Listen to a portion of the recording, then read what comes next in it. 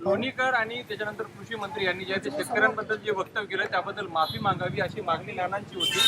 ते अध्यक्षांच्या याच्या आसनापर्यंत गेले, त्यामुळे निलंबनाची कारवाई ना त्यांनी माफी काय त्यांना तर ठोकायलाच पाहिजे.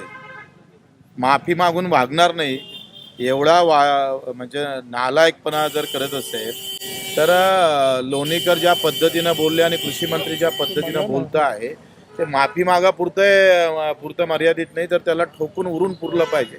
शेतकऱ्यांनी त्यांना रस्त्यावर फिरूच दिलं नाही पाहिजे. जिथं भेटत असेल तिथं ठोकायला पाहिजे यांना.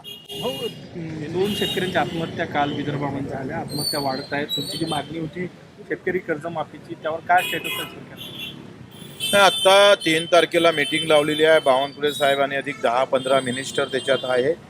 त्यामध्ये मीटिंगमध्ये काय निर्णय होते, कशी समिती कधी स्थापित होतं, त्याला कसा वेळ देतं आणि मग निवडणुकीच्या आधी होते का नाही होत, जिल्हा परिषदच्या निवडणुका आहे, नगरपालिकेच्या आहे, त्याचे परिणाम भाजपाला भोगावं लागेल. जर कर्जमाफी नसेल, शेतकऱ्यासाठी निर्णय घेत नसाल तर शहरातले लोक आणि ग्रामीणमधले लोकसुद्धा तुम्हाला मतदान करणार नाही.